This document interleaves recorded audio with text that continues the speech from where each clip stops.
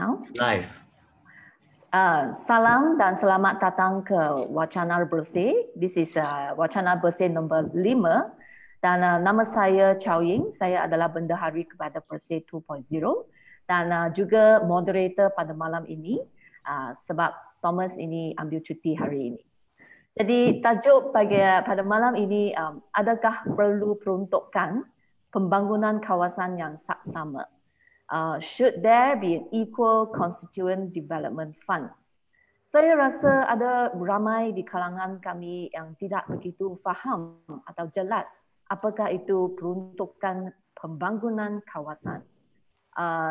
Jadi ini adalah satu isu yang amat penting dan juga berkaitan dengan kami sebab dia terlibat peruntukan, dan peruntukan itu adalah kewangan, projek dan juga alokasi.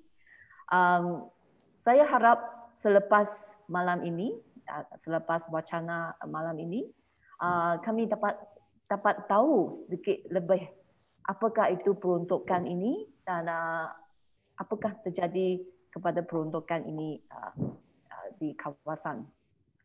Malam ini kami ada panelis-panelis daripada ahli parlimen dan juga pakar, ahli parlimen daripada kerajaan dan juga pembangkang. Jadi kita dalam panelis hari ini adalah YB Datuk Seri Azalina Othman Said, ahli parlimen Pengarang, YB Wong Cheng, ahli parlimen Subang, Datuk Michael Jayakumar, bekas ahli parlimen Sungai Siput, dan juga Teresa Yeo, CEO kepada Institute for Democracy and Economic Affairs Ideas. Tetapi Teresa tidak dapat online pada malam ini. Kami telah rekod ucapan dan juga pandangan beliau terlebih dahulu pada petang ini. Jadi nanti kita akan Teresa's speech. Saya on behalf of Bersih, saya ingin mengucapkan terlebih dahulu kepada semua panelis yang bersama kepada kami malam ini untuk berbincang dengan topik yang begitu penting. Tanpa membuangkan masa, saya akan bermula dengan perbualan secara soalan dan jawapan daripada panelis-panelis. Dan soalan pertama saya akan diberikan kepada YB Wong Cheng. Mungkin sebab YB Wong Cheng pernah menjadikan ahli parlimen di era BN, ahli parlimen di era PH sebagai kerajaan dan sekarang PN.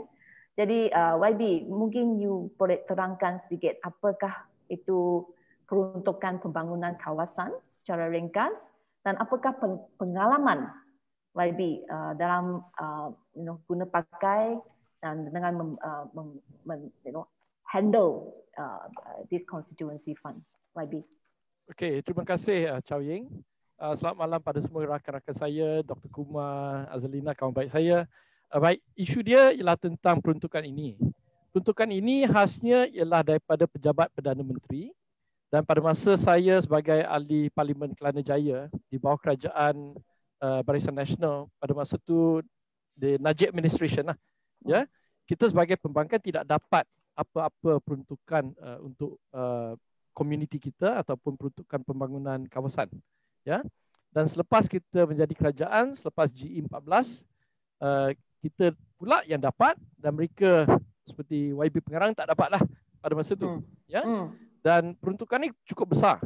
Setahu saya pada masa Barisan Nasional, peruntukan ini sebesar 6 ke 7 juta setahun untuk ahli-ahli parlimen Barisan Nasional pada masa itu.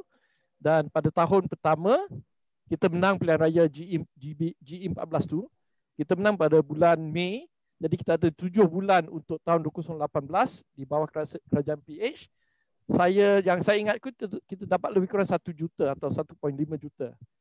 Dan pada tahun 2019 kita pula diberi dana sebanyak 3.5 juta.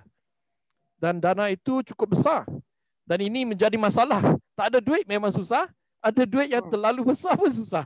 Sebab pada masa itu saya kenalah bawa kena allocate saya punya staff untuk jaga amanah wang ini, bagaimana nak buat projek, bagaimana nak buat tender, bagaimana nak bagi kepada persatuan-persatuan di kawasan saya lah. Jadi ini peruntukan daripada pejabat Perdana Menteri, dipantau oleh ICU dan diberi kepada khasnya untuk ahli parlimen kerajaan, dan sesiapa yang bukan di dalam kerajaan pada masa itu tidak dapat. Itu isu dia. Kalau di peringkat negeri, kerajaan negeri, okey. Pada masa saya seperti ini, ya. Kerajaan negeri pun bagi kepada ESCO dia dapat lebih. Kalau ADUN biasa dapat saya rasa setengah daripada ESCO, ya. Dan ini kita kena perbetulkan dari pada masa saya ahli Parlimen Kelana Jaya. Kerajaan Selangor memberi peruntukan sedikit kepada saya, 50,000 untuk expenses ataupun operasi pejabat saya, 50,000 setahun. Tak banyak tu. Saya rasa goreng pisang pun dapat lebih lah daripada tu. Ya, jadi kita dapat 50,000 setahun untuk operasi pejabat dan lebih kurang 250,000 untuk persatuan ataupun pembangunan. Jadi walaupun kerajaan BN pada masa itu tak bagi kita, kerajaan Selangor telah memberi sedikit untuk ahli parlimen Selangor. So bolehkan dikatakan bahawa sesiapa yang ahli parlimen di pihak kerajaan dapat peruntukan, tetapi kalau di perbankan tidak dapat peruntukan ini. Ya, betul. Dan kita ada masalah yang lebih tu. Lebih itu ialah saya rasa Dr. Jayakumar akan ceritalah nanti sebab dia buat satu lawsuit, saya ingat pada masa itu, ya. So, isu dia macam ni. Macam pada masa Barisan Nasional, ya, walaupun saya menang Kelana Jaya, Kelab UMNO ataupun Kelab MCA Barisan Nasional, penyokong Barisan Nasional dapat duit tu. Dia dapat duit walaupun dia kalah pilihan raya, dia dapat. Macam mana? Setahu saya mereka terimalah berapa juta untuk sebagai sebagai caretaker ataupun dia panggil apa nama dia? Caretaker untuk kawasan Kelana Jaya. Ya? I see. Jadi Wabi Azalina, betul ke ni, dan apakah garis panduan dan kriteria bagi kegunaan dan disbursement ke peruntukan ini? Terima kasih. Thank you for inviting me. Sebenarnya saya tak dapat memberikan kepastian di segi jumlah sebab saya rasa dia tertakluk pada masa. Dan apa yang sahabat saya Wong Chen cakap tu, ada jumlah tetapi jumlah tu adalah pecahan. Dia bukan satu jumlah yang besar setiap tahun. Kemudian kalau kita nak tengok di segi pemantauan, memang ICU yang pantau. Dia bukan outright cash yang diberi. Dan kemudian kalau kita tengok di segi perbelanjaan dalam segi yang disebut oleh Wong Chen, dia katakan bahawa kawasan kalah pun dapat bantu oleh kerajaan. Saya rasa itu tertakluk pada negeri-negeri. Kemungkinan kewangan itu datang pada negeri ataupun kemungkinan bila kerajaan BN memerintah, kemungkinan negeri macam Selangor dan Pulau Pinang yang dipimpin oleh kerajaan pembangkang tu, dia memberi bagi pihak wakil rakyat mereka di bawah. Saya pun tidak pasti di segi jumlah lah. Tetapi yang saya pastilah adanya prosedur yang begitu ketat di segi pelaksanaan. Tetapi yang mana Wong Chen cakap tu memang betul. Masalah yang saya melihat 22 bulan masa saya jadi pembangkang, saya mengingatkan kemungkinan kerajaan PH akan tukar undang-undang dan membuatkan satu pemberian yang secara serata sebab mereka menjadi pembangkang dan kemudian mereka menjadi kerajaan. Mungkin mereka merasakan ini adalah satu perkara yang perlu menjadi keutamaan kepada semua kawasan yang menang. Tetapi tidak berlaku dalam 22 bulan. Tetapi berbalik kepada jumlah pelaksanaan tu, memang satu pelaksanaan begitu ketat dan tak semestinya permohonan yang dipohon melalui ICU itu semua dilepaskan. Sebab dia mesti melalui pemohon yang mempunyai pendaftaran sebagai NGO sebagai contoh. Kemudian di segi pemberian politik secara terus pun tidak boleh. You cannot give to a political party. It must be the voters of your constituency. Dalam elemen di mana ICU adalah satu agensi yang membuat pemantauan, dan selepas itu program yang dilaksanakan kena ada bukti. Kalau mana-mana wakil rakyat yang mengambil kewangan kemudian dia ambil tapi dia tak buat program ataupun dia tipu program, memang dia akan kena kes SPRM. Dan ini pernah berlaku dalam tahun-tahun yang dulu.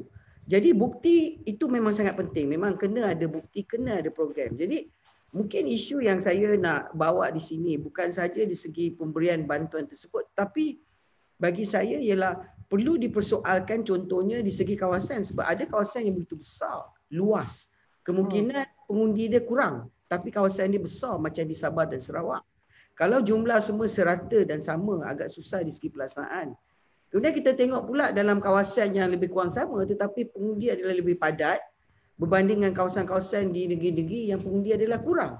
Jadi kemungkinan saya tak tahu sama ada di segi perbincangan hari ini kita nak tengok bahawa kemungkinan kalau mana-mana kerajaan yang memerintah bila disebut tentang bantuan mungkin kena kita kategorikan jenis bantuan yang sebagaimana kepada jumlah proportionate representation bagaimana oleh rakyat iaitu menjadi pengundi. Mungkin itu boleh dilihat sebagai lebih adil dari segi pelaksanaan.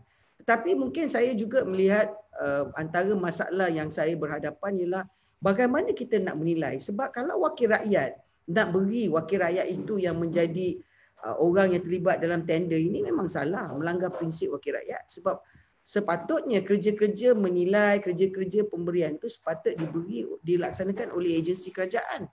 Sama ada di peringkat pusat ataupun negeri. Wakil rakyat ni sebenarnya kami ni yang lebih utama ialah membawa dasar kerajaan melalui undang-undang di parlimen.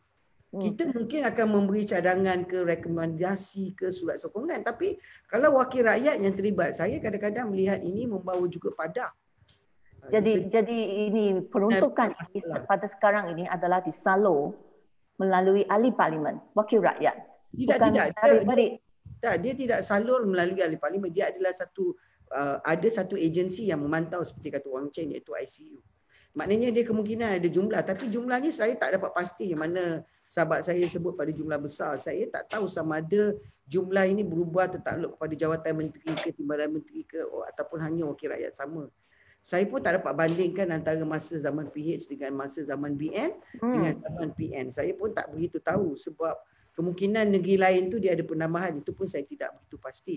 Tetapi yang saya tahu di segi prosedur dia ialah peruntukan tu ada jumlahnya pecahan bagi setiap tahun dan permohonan itu akan dinilai walaupun kita yang recommend. Kadang-kadang permohonan yang diberi oleh wakil rakyat menyokong akan ditolak.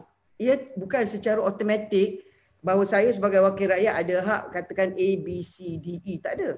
Walaupun saya mencadangkan, cadangan saya mungkin ditolak oleh badan pemantau iaitu ICU lah, di bawah jabatan Jabatan Perdana Menteri. Okey. Sekarang kita pergi ke rekod Trisha yang akan terangkan sedikit dari aspek sejarah berkenaan dengan peruntukan ini.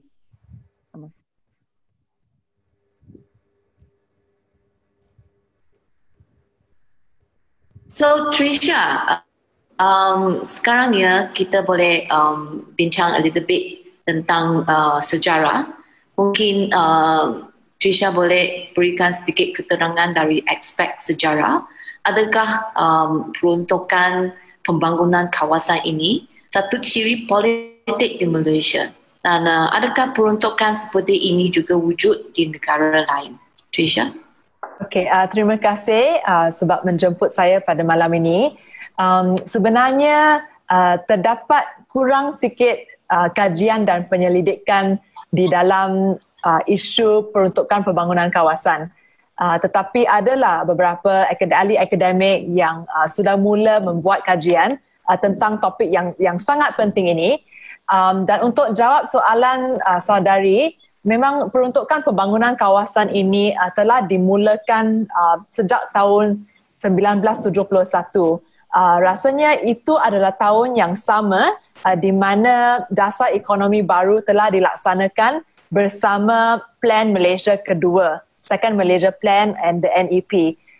So tidak banyak, seperti saya cakap, tidak banyak kajian dan penyelidikan pasal peruntukan ini, tetapi oleh sebab kita tahu pada tahun yang sama dasar ekonomi baru dilancarkan juga, rasanya peruntukan pembangunan kawasan ini adalah salah satu daripada cara pelaksanaan yang diluluskan oleh kerajaan untuk membangunkan the whole of the country. So maksudnya pada masa itu kerajaan mungkin telah berfikir tentang kepentingannya mengadakan pembangunan di seluruh negara dan ini adalah salah satu caranya.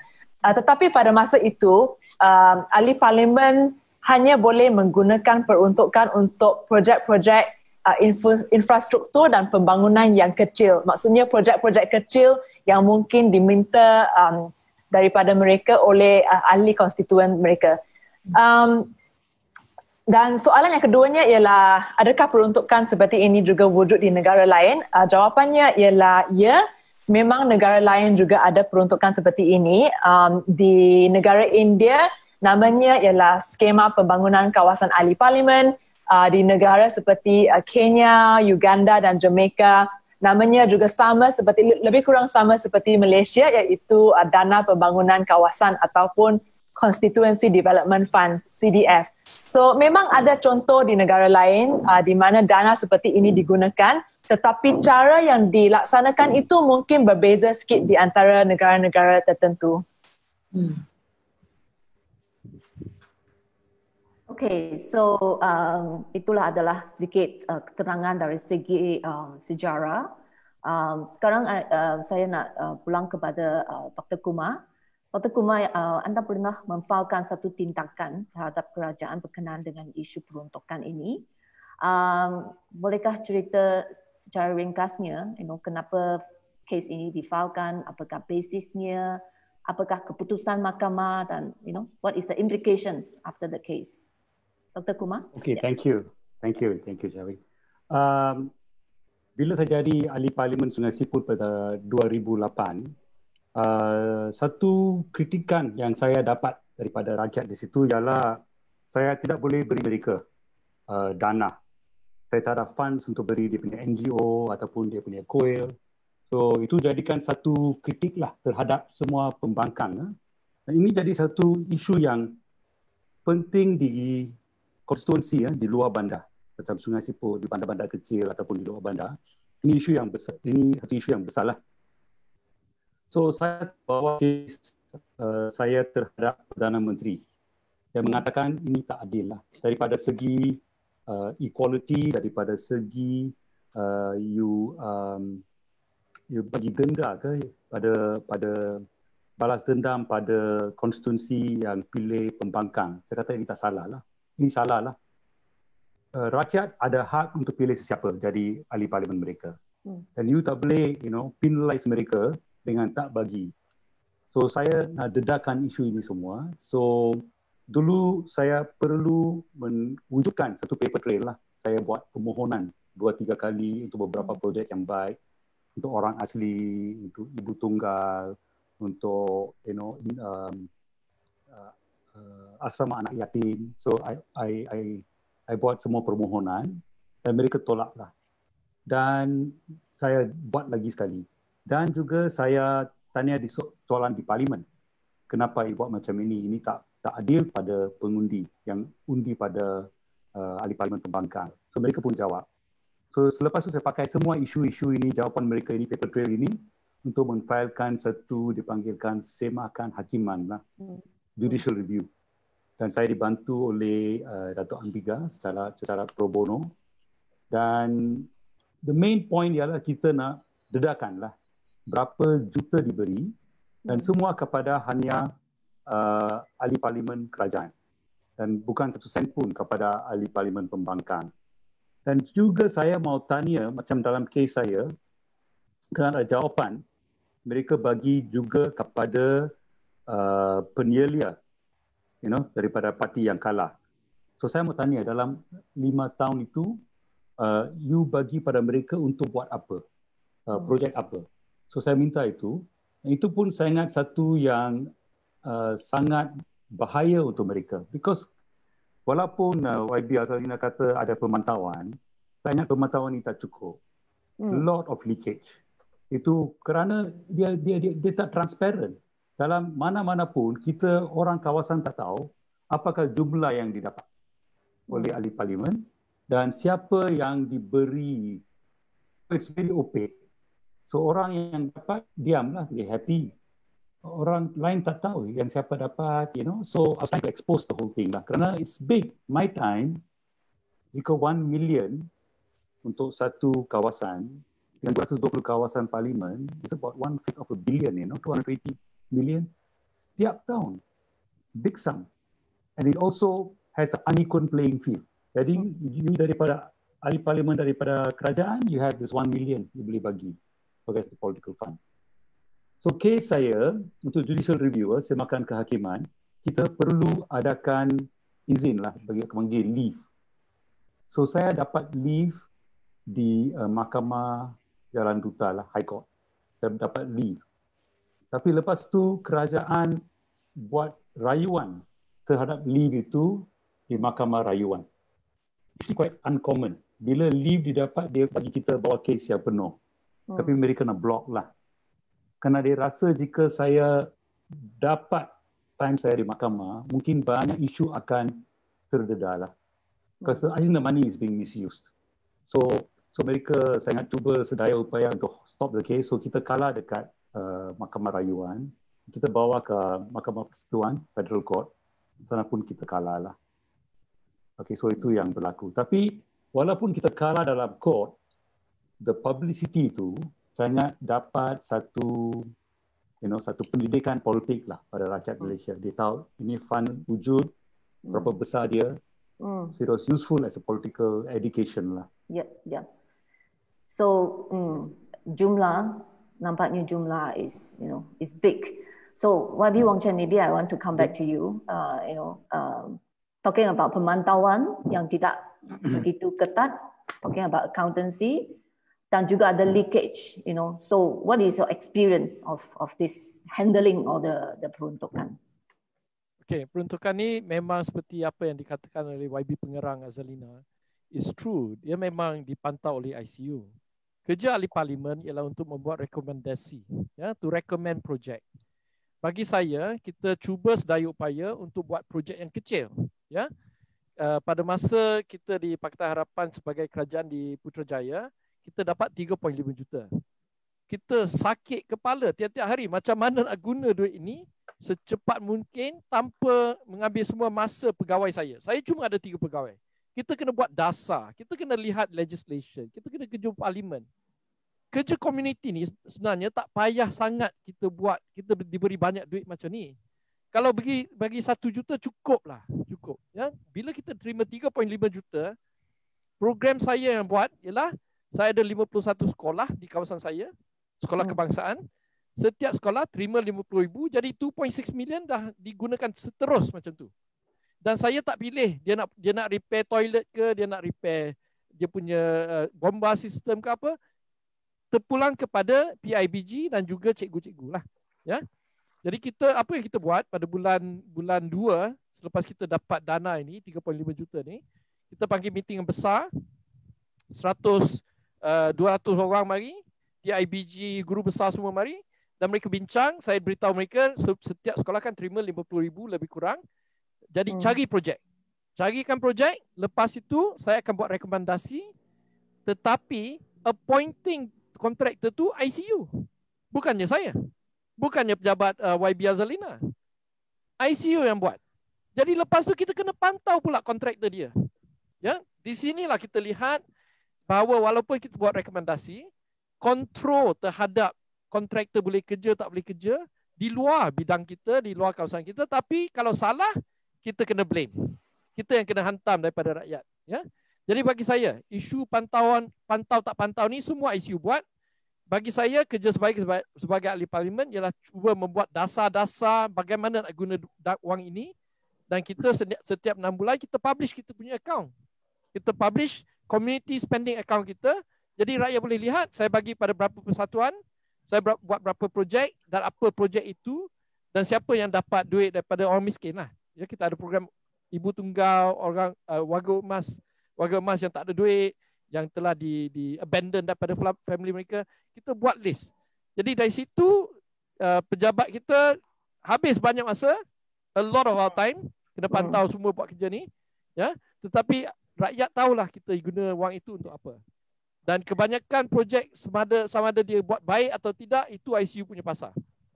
Jadi YB mention about ICU, YB Azalina also mention about ICU. Nampaknya ICU ini is a very important unit dalam the whole mechanism. Dia Perdana Menteri lah. Dia the PM department. Dia macam ni, ICU tu dia lebih berkuasa daripada wakil rakyat. I think that's what Waki's trying to say. I agree you on that point. Memang betul. And they are supposed to be the one pemantau, but they are the one actually giving out the contract. Am I right? That's right. They can say no. They can say no to whatever recommended by MPs, even MPs for government. Dia bukan but that is quite rare lah, to be fair. Ikut je. So itu sebabnya, I mean if I can intervene lah, saya rasa betul. Tapi itu sebab saya sebagai dah 4 kali jadi wakil rakyat, saya boleh bagilah sedikit cadangan saya secara rambang. Pertama sekali mungkin projek fizikal tu elok wakil rakyat jangan terlibat sebab that is very messy. Sebab dia boleh menjadi kata orang pisau dua mata. Kita nak bantu tapi kita boleh juga dituduh sebagai terlibat dalam niat untuk membeli undi ataupun korupsi sebab corruption is very very loosely defined sekarang dan kadang-kadang walaupun pilihan raya tiap 5 tahun ke 3 tahun ke 4 tahun ke banyak orang boleh tuduh kita bagi sebab kita nakkan undi. Itu pun bahaya satu. Nombor 2, saya melihat antara masalah sebagai wakil rakyat di kawasan luar bandar, masalah seperti saya sebut tadi ialah jumlah rakyat dan jumlah pengundi. Ada beza.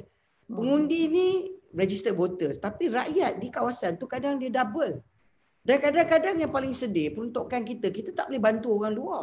Kita kena bantu orang dalam kawasan. Contohnya, dia mesti pohon tu dia berdaftar di situ ataupun orang yang di situ. Katakan orang di sebelah, kawasan sebelah pohon, kita tak boleh tolong. NGO di luar minta bantuan pun kita tak boleh tolong. We can only help yang dalam kawasan kita. Dan saya juga melihat bahawa mungkin yang lebih penting ialah kalau boleh wakil rakyat tengok kepada kes-kes yang senang untuk bantu seperti kebajikan ataupun kes-kes kecemasan. Itu lagi senang sebab kita sendiri yang melihat dengan mata, kita dengar dengan telinga kita dan kita pantau di bawah.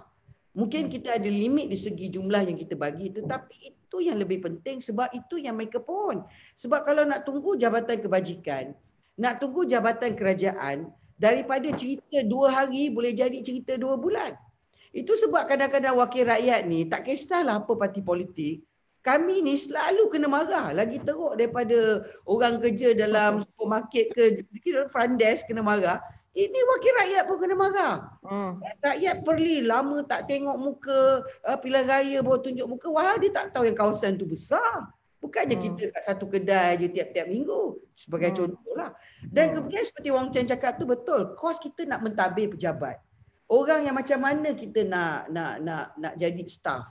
Berapa ramai kita nak bagi volunteer bantu. So kerelawan pun kita kena bagi makan. Duit minyak lagi. Ini kalau kawasan tu besar nak bayar tol lagi. Parking lagi. Jadi jumlah pentadbiran tu mungkin dijadikan sebagai, bukan sebagai constituency development fund. Tetapi itu boleh dilihat sebagai satu fixed amount. Sebab nak mentadbir di segi prorata ikut kepala tu adalah sangat penting sebab cabaran yang paling penting, saya perlu ingatkan kepada organizer on this talk ialah kalau ahli parlimen tidak mempunyai bantuan secukup, dia akan pergi kepada swasta. Dia akan pergi kepada syarikat.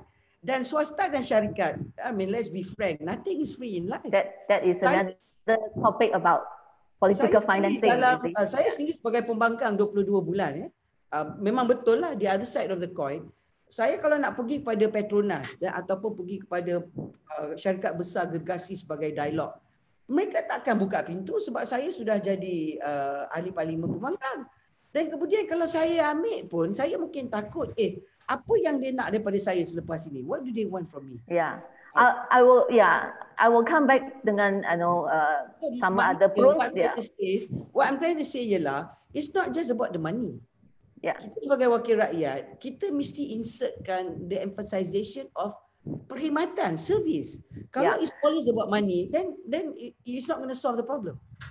So sekarang saya nak tanya balik kepada Dr. Kumar, how do you actually serve your constituency without any allocations? Do you have to raise fund from the public?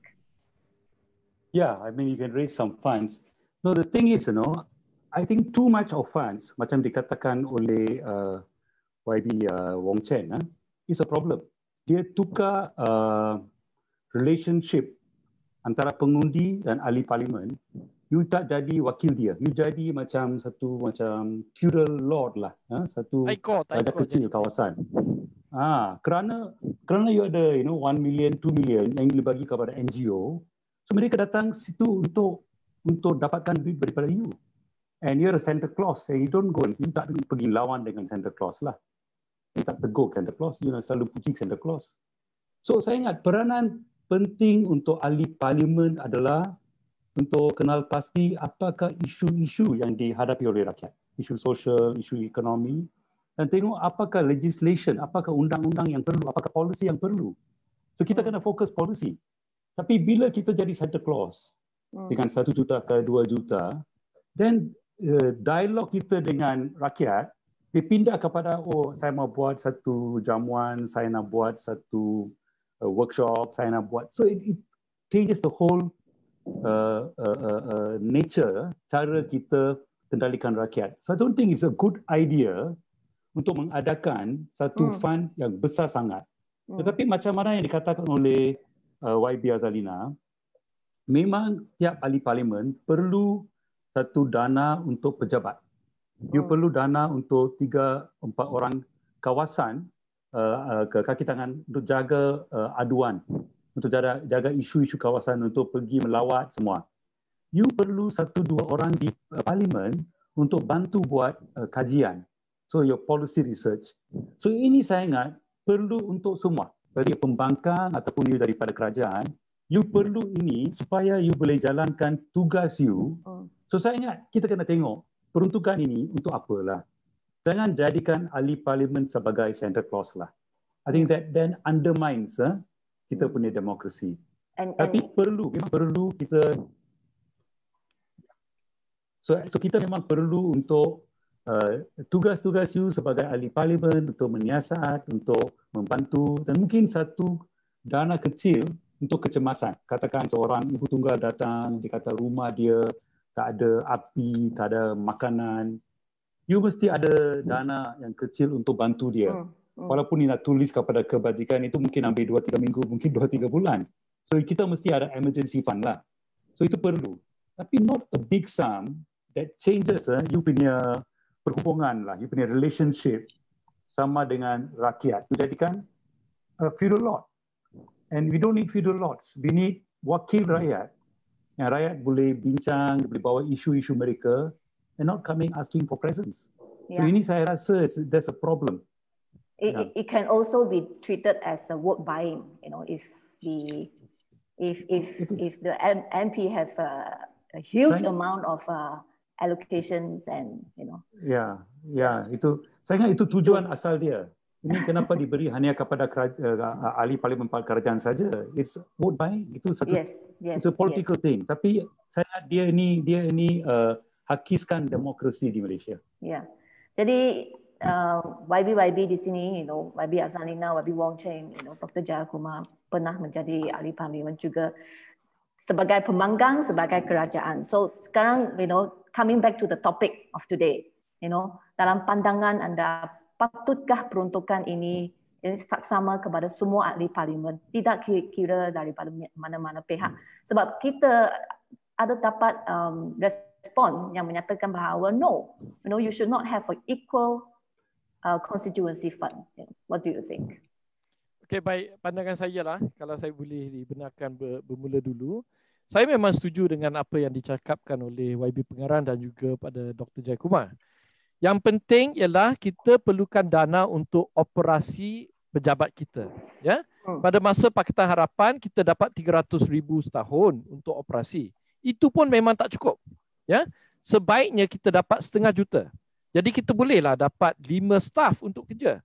Ada staff yang buat IT, ada staff yang buat social media, ada community staff, ada research staff. Barulah boleh ahli parlimen buat kerja dia dengan baik. Kita tak perlukan dana yang besar. Kita dapat 3.5 juta untuk community. Itu memang tak boleh. Itu gila. Kerja gila kita.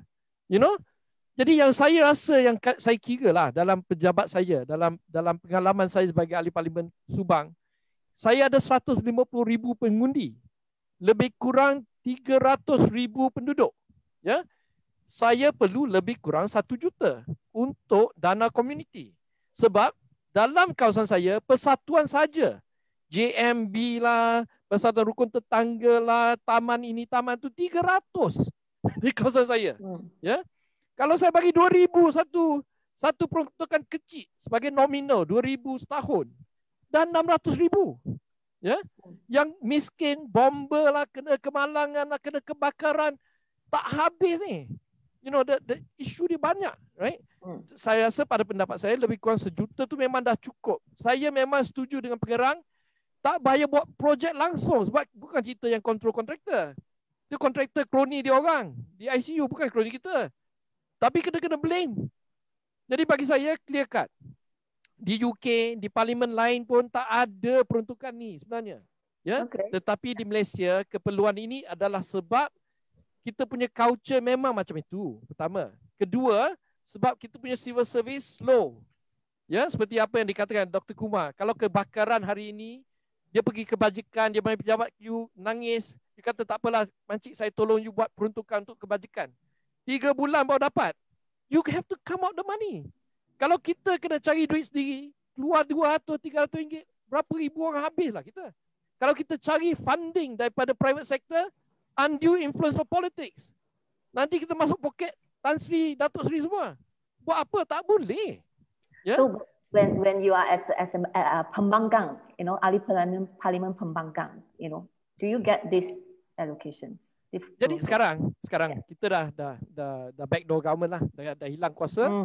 1 sen pun saya tak raise daripada public sebab COVID-19. Saya tahu semua orang susah. Saya nak minta orang lagi untuk dapat duit bagi saya, supaya saya boleh dapat macam hero nak tolong orang. Tak boleh.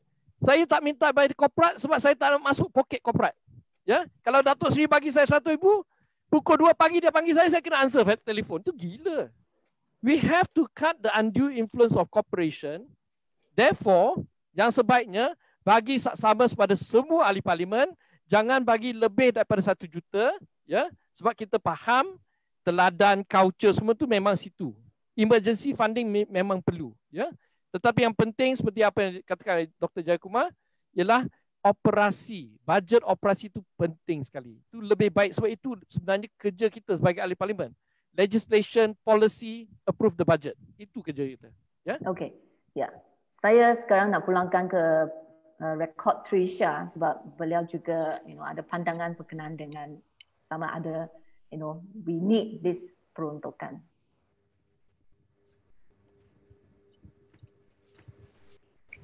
Jadi seperti dalam tajuk wacana malam ini, dalam pandangan anda, patutkah peruntukan pembangunan kawasan ini sesama bagi semua ahli parlimen, tidak kira dari mana-mana parti politik? Peruntukan pembangunan ini ada yang sudah membuat kritikan terhadap peruntukan pembangunan ini.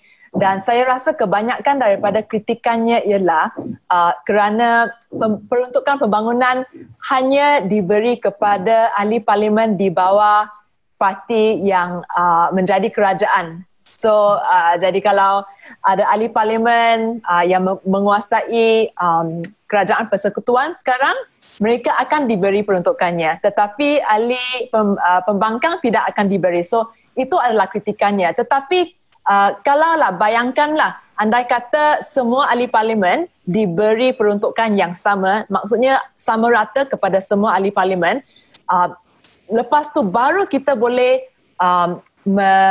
menganalisiskan ini isu ini secara lebih mendalam. Okay, so kita boleh buat kajian. Okay, apakah peruntukan pembangunan sebenarnya? Dari bajet mana sebenarnya, dari peruntukan mana sebenarnya yang duit ini disalurkan. So okay, so biar saya huraikan sedikit ya tentang latar belakangnya. So berdasarkan kajian dan penyelidikan kami di IDS, sebenarnya unit yang sangat penting ialah salah satu unit di bawah Jabatan Perdana Menteri, iaitu ICU ataupun Unit Koordinasi dan Implementasi. Di bawah unit ini terdapat 3 ataupun 4 dana di mana peruntukan pembangunan kawasan disalurkan kepada ahli parlimen. yang kami tahulah. Mungkin yang kami tak tahu lagi, mungkin ada budget line yang lain. Tapi yang 3 contohnya ialah satu daripada peruntukan Perdana Menteri, iaitu dia disalurkan daripada perbelanjaan operasi, the operating expenditure. So itu salah satu daripadanya. Yang kedua ialah dana itu didapatkan daripada Jabatan Perdana Menteri, di bawah line itemnya ialah projek khas ataupun projek mesra rakyat. Okay, and then yang saluran yang ketiganya ialah melalui pemberian kemudahan projek khas, di mana ada juga dana seperti projek infrastruktur awam PIA ataupun projek infrastruktur asas PIAS. So terdapat banyak jenis line item ini. Kalau rakyat Malaysia pergi ke mungkin projek pembangunan site lah, on the site visit, rakyat boleh tengok di atas billboard tersebut, bukan billboard, like when they display the boards, you can actually see dia akan letak di atas tu projek khas, projek mesra rakyat, PIA ataupun PIAS. Maksudnya projek itu dibiayai oleh dana yang memang datang daripada peruntukan Perdana Menteri ataupun Jabatan Perdana Menteri. So ada beberapa caranya. Tapi itu adalah pada tahap persekutuan saja, kerajaan persekutuan. Ada juga yang orang jarang fikirkan ialah pada tahap kerajaan negeri juga. Kerajaan negeri juga memberi peruntukan pembangunan kawasan kepada adun-adun. Dan ini memang jarang dikaji, jarang ada penyelidikan, dan kami sedang membuat kajian-kajian seperti ini supaya kita boleh lihat semua landscape dia. Berapa duit yang memang seorang ahli parlimen itu dapat berapa duit. So dapat 3 juta ke 6 juta ke 10 juta ke, dan baru kita boleh tanya soalan, okey, kalau ahli parlimen menerima 10 juta dalam setahun ini, berapa daripada 10 juta, katakanlah, saya tak tahu nilai yang jumlahnya tersebut, katakan 10 juta. Adakah ahli parlimen itu sudah membiayai duit dengan baik? Dan apakah, what are the rules of engagement? So setiap daripada dana ini memang ada rules dia. Perlu digunakan untuk infrastruktur sahaja, tidak boleh digunakan untuk program politik seandainya. So balik kepada soalan saudari tadi, perlukah adanya peruntukan pembangunan ini? Sebenarnya satu ciri yang positif ialah dia sekarang ni mungkin dikendali oleh unit yang sama, kan, ICU yang sama. Tetapi ciri yang negatifnya ialah satu, Perdana Menteri yang ada sangat discretion besar yang menentukan siapa yang menerimanya, siapa yang tidak menerimanya. Tidak ada satu rules, a rules-based system yang berdasarkan rules, and if we can have those rules, dia akan membawa kita kepada satu tempat di mana semua ahli parlimen memang tahu berapa setiap orang menerima, dan ini juga akan membolehkan pengundi-pengundi keep their elected representatives in check. Ya. Yeah. Saya rasa Tricia sudah jawab soalan yang selanjutnya, yang mana saya akan tanya, jikalau kita kekalkan peruntukan ini, bolehkah ia diperbaiki dari segi alokasi dan also accountability? So ada apa-apa nak tambah berkenaan dengan? Okay, saya rasa memang ia boleh diperbaiki dari segi alokasi dan accountability. Sebab sekarang ni sekarang ni isu yang khususnya lah, yang selalu dibangkitkan ialah peruntukan ini tidak diedarkan secara adil dan saksama. Saya rasa itu adalah satu asasnya yang perlu diperbaiki. Katakanlah ahli politik dari parti pembangkang adalah yang kerajaan rasa bahawa okey, kami tak mau beri kepada ahli parlimen pembangkang, tetapi siapa yang menjadi losers? Losers ialah sebenarnya konstituen. Pengundi-pengundi sepatutnya tidak dihukum kerana mengundi seseorang yang bukan wakil daripada kerajaan. Dalam situasi tersebut, saya rasa mungkin ada satu option lagi, iaitu jangan memberi dana kepada ahli parlimen terus. Maksudnya duit tersebut diperuntukkan kepada kawasan tersebut, tetapi bukan disalurkan melalui ahli parlimen ataupun ahli politik. Maksudnya duit itu memang ada, diperuntukkan, tetapi mungkin boleh diedarkan secara lebih sistematik dan mengguna institusi yang sedia ada. Institusi apa yang boleh digunakan untuk mengedarkan peruntukan ini? Institusi seperti PBT, pihak berkuasa tempatan, seperti pejabat daerah. Dan sebenarnya sekarang ni juga adun-adun dan ahli parlimen kalau diberi peruntukan daripada kerajaan negeri, pejabat daerah banyak digunakan sebenarnya untuk menjadi they are the machinery lah. So they are the machinery yang akan memproseskan, yang akan menelitikan sama ada peruntukan ini dibenarkan atau tidak, digunakan untuk tujuan politik ataupun tidak. Jadi guna institusi yang sedia ada, jangan beri kepada ahli parlimen ataupun adun-adun. So itu mungkin satu cara yang boleh mengelakkan the politicization of funds. Dan ketiga, apabila kita boleh buat sedemikian, saya rasa dia akan membolehkan kita menambah baik lagi kualiti perkhidmatan awam yang sedia ada. Orang di bandar khususnya tidak lagi perlu bergantung kepada ahli parlimen untuk menghulurkan bantuan atau perkhidmatan, dan ahli parlimen seterusnya boleh fikir tentang dasar-dasar negara yang sepatutnya menjadi tugas mereka. Ahli parlimen sepatutnya menjadi pemikir, menjadi orang yang boleh memikirkan tentang masa depan negara, dasar-dasar apa yang perlu dilaksanakan di parlimen. Bukan sepatutnya selalu memikirkan isu longkang, lampu rosak dan sebagainya. Jadi ia akan meringankan lagi beban ahli politik, dan kita boleh institutionalize the public service delivery system supaya institusi berfungsi.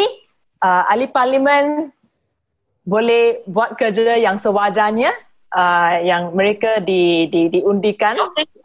And finally, constituents yang akan menerima manfaat tersebut. Okay. Yeah, so saya rasa, to a large extent, we are all in agreement on this. The fact that the fact that the peruntukan need not be a big one, and we should look at the operations. So the last question, yang saya rasa ini questions memang penting sekali, sebab kami nampak ada ahli parlimen yang lompat parti daripada parti pembangkang ke kerajaan atas alasan sebab yang peruntukan ini tidak dialokasikan, diberikan kepada pembangkang. Did not get allocation is one of the reason of the lompat parti. Jadi apakah pandangan panelis bahawa setujukah yang ketidakseimbangan, ketidakadilan peruntukan ini terhadap politik parti pembangkang menyebabkan satu ketidakstabilan, the instability of a government, because we see that people lompat parti because of these issues. Saya rasa saya jawab dululah. Yes. Pertama sekali, bagi saya, kita tahu isu lompat parti itu satu isu perlembagaan yang perlu diselesaikan secara menyeluruh oleh mana-mana semua parti politik. Tapi saya rasa kita kena tengok di bawah Commonwealth Parliamentary Association, CPA. Mereka ada keluarkan satu handbook on constituency development fund, principle and tools for parliamentarian. Benda ni memang sesuatu yang diguna pakai di semua kerajaan di bawah Commonwealth system. Ini bukan benda yang baru hanya di Malaysia. Maknanya CDF ni memang dah lama. Tapi yang lebih penting rumusan saya ialah nombor satu mungkin kepada jenis perbelanjaan untuk apa. Keduanya perlu ada sistem audit. Bagi saya sebagai ahli parlimen pengerang ada sistem audit tinggi. Saya pakai accountant luar untuk memantau, mengira. Ini sebab self-conscious saya sebab saya tak suka keadaan di mana pemantauan is only on one-sided. Tapi walau bagaimanapun kita mesti juga lihat memang betul kalau sistem delivery kerajaan begitu efektif dan efisien. Saya rasa benda-benda yang boleh diselesai tanpa perlibatan daripada wakil rakyat secara menyeluruh tetapi hanya memberikan rekomendasi. Tetapi masalahnya kadang-kadang tak kisahlah wakil rakyat pro kerajaan ke wakil rakyat bukan kerajaan, saya perlu menyatakan bahawa tak semuanya agensi kerajaan akan respon kepada permohonan wakil rakyat. Dan saya sendiri pernah lihat. Dan kalau kita tengok, kadang-kadang menteri dengan timbalan menteri je dan exco je mungkin akan mendapat layanan yang lebih baik. Dan ini tak semesti kerana dia ni adalah MP kerajaan ataupun MP bukan kerajaan. Tidak. Itu sebabnya saya tengok secara menyeluruh, permainan yang perlu dimainkan oleh setiap wakil rakyat ialah engaging bukan saja NGO tetapi juga agensi kerajaan. Dan kalau hubungan itu tidak baik, saya kadang-kadang lihat pegawai kerajaan akan mengatakan mereka pun tidak mempunyai pegawai yang cukup dan menyebabkan yang pelaksanaan pun, peruntukan pun tidak mencukupi. Jadi daripada satu daerah nak jaga 3-4 kawasan parlimen dalam satu daerah, 6, 7, 8 kawasan Dewan Undangan Negeri, semua mengatakan bantuan yang diturunkan memang tak mencukupi. Itu sebab bagi saya negara-negara Commonwealth mempunyai pemakaian yang sama tetapi di segi bukan jumlah tetapi di segi prinsip pelaksanaan yang lebih penting. Dan harapan saya ialah kalau kita dapat membezakan dan meletakkan keutamaan kepada rakyat. Jadi tak kisahlah siapa wakil rakyat, sama ada pembangkang ke pro kerajaan. Kalau rakyat yang perlukan kes kecemasan memang dianggap sebagai wajib dan wajar, perlu dibantu. Kalau tidak, kita perlu ingat pilihan raya keputusan lepas wakil rakyat menawarkan diri. Dia bukan menawarkan diri dengan pakej bantuan. You choose your MP at every election term.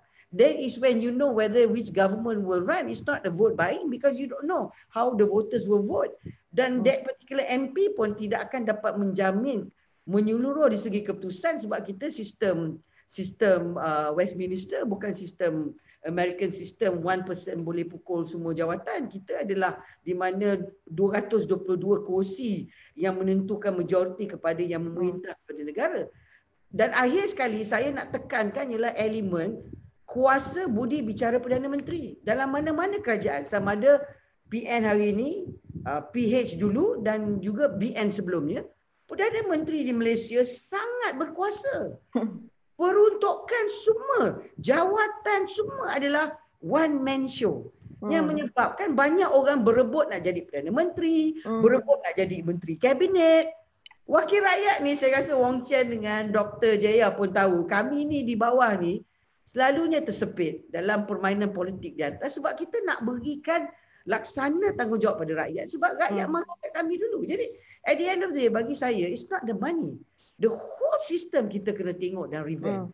Supaya bila rakyat lihat kepada hak rakyat, kita biarkan rakyat mempunyai setiap hak mutlak sebab mereka adalah pengundi dan taxpayers.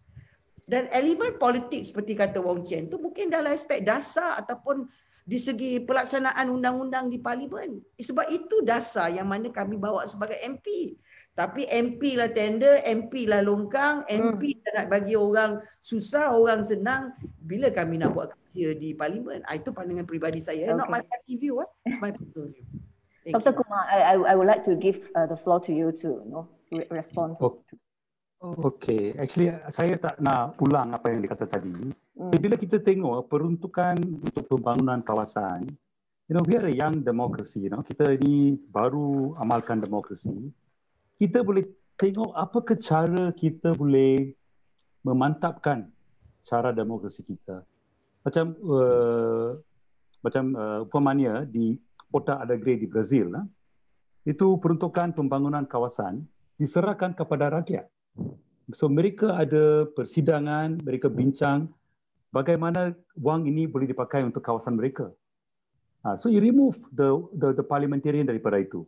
Jangan jadikan parliamentarian Santa Claus. Memang parliamentarian perlu dana untuk operasi. Yes. Dia perlu dana untuk kebajikan emergency. Kerana katakan kita kena turun ke kawasan. Kita kena turun tengok masalah. Jika ada masalah ibu tunggal ke, ada masalah bakaran, kita kena turun. Bila kita turun pun kita kena bantu sikit lah. So we need a bit of money for that. Tapi not these millions, you know. So jika kerajaan nak bagi ini 3 million ke 5 million ke 10 million tiap kawasan dan wujudkan satu jemaah rakyat untuk bincang. Ini duit dipakai untuk repair playground ke atau untuk buat satu jambatan yang baru ke. I think it's good for people to get involved. So ini saya rasa boleh memantapkan demokrasi di Malaysia. So I think let's look about it that we don't use ini peruntukan pembangunan sebagai satu alat politik lah. Hanya parti yang menang bagi pada ahli parlimen mereka, parti yang kalah tak dapat. So orang akan tengoklah, oh ini pembangkang tak akan pegang kerajaan, kita tak akan dapat bantuan ini. That I think is a wrong way of using it lah. Saya rasa kita kena tengok apa cara dia. Memang apa yang dikatakan oleh YB Azalina and also Wong Chen, ahli parlimen should not lah pergi kepada korporat untuk dapat duit lah, untuk operasi. That's a wrong thing to do. That puts us under their influence. So kita mesti dapat satu dana yang mencukupi untuk kaki tangan, untuk pejabat, untuk emergency fund. It's important. Yeah. But not to become Santa Claus. I think now it's going to Santa Claus lah, you know. So ini saya rasa kita kena katakan no more Santa Claus business. Pembangunan should be government agencies, and jika boleh buka kepada rakyat in a democratic community budgeting way, lebih baiklah macam itu. So, saya rasa itulah the direction lah, arah kita kena cuba pergi. YB Wong Chen, can you comment a bit? Ya, terima kasih. Saya memang setujulah dengan dua-dua panelis. Ya, bagi saya isu yang penting ialah isu kuantum. Ya, bagi saya seperti yang saya kata tadi, kawasan saya 150,000 pengundi, 300,000 orang. 1 juta tu memang padat kepada saya. Ya, kalau nak kurangkan boleh juga, sebab saya pun memang bosan nak manage semua perkara-perkara ni. Itu bukan kerja saya. Ya, bagi saya juga Perdana Menteri seperti apa yang dikatakan oleh YB Pengarang terlalu kuat. Kuasanya terlalu banyak. Jadi peruntukan ini tak boleh masuk dalam ICU. Sebaiknya kita bagi pada Azalina manage sebab dia tu deputy speaker. Kita sebagai ahli parlimen, kita sepatutnya kebajikan kita ataupun aktiviti kita sepatutnya dijaga oleh satu gatekeeper yang neutral lah. Dan dalam konteks parlimen, speaker lah yang terbaik. Ya, bagi kuasa ini dikeluarkan daripada ICU kepada speaker. Cara kita nak bagi duit ini, kita boleh buat dialog secara informal. Saya memang buat dialog lah, seperti saya buat projek sekolah tu, saya minta semua PIBG mari, dia beritahu saya dia nak buat apa.